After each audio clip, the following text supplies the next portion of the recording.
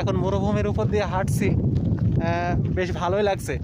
কারণ আমরা তো আসলে বাংলাদেশি মানুষ, এ ধরনের এক্সপিরিয়েন্স কখনো হয়নি মরুভূমির উপর দিয়ে হাঁটা। Viewers, welcome to my profile and short video. আমি এখন অবস্থান করছি সৌদি আরবের তাবুক অঙ্গরাজ্যের এই জায়গাটি, যেখানে আসলে যেদিকেই তাকাই চারিদিকে মরুভূমি আর মরুভূমি, মরুভূমি ছাড়া কোনো কিছুই আসলে চোখে পড়ছে না। এখানে এমন একটা জায়গা যেখানে মানুষের কোনো বিচরণ নেই বা পশু পাখি কোনো কিছুরই বিচরণ নেই, যেদিকেই তাকাচ্ছি সেদিকেই মরুভূমি। ফার্স্ট টাইম এমন একটা জায়গার আসার সুযোগ হলো, নতুন একটা এক্সপিরিয়েন্স, বেশ ভালো লাগছে। কারণ জীবনে প্রথমবারের মতো এমন একটা জায়গাতে আমার আসা, যেটা আসলে আমি অনেকটাই উচ্ছ্বসিত এমন একটা জায়গাতে আসার কারণে। আমার সাথে আমার সবসঙ্গী হিসাবে সাথে আছে বড় ভাই আব্দুল হামিদ। সেও আমার মেহেরপুর জেলার বড় ভাই। তো ভাই, আপনি যে এই যে মরুভূমিতে এসেছেন, আপনার এক্সপিরিয়েন্স বা আপনার অনুভূতি সম্বন্ধে যদি কিছু বলেন। আসসালামু আলাইকুম।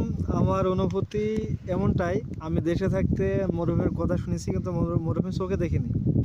তো এখানে এসে দেখলাম খুব সুন্দর সুন্দর বলতে এর মধ্যে মরুভূমির মধ্যে অনেক হাহাকার কান্না জড়িত ইতিহাসও আছে। এইটা দেখি সেটাই ফিল করতেছি। না জানি কত মানুষ, অসহায় মানুষ বাংলাদেশ থেকে আসে মাজরা ভিসাতে, এসে কি হয় এই বিপদের সম্মুখীন হয়।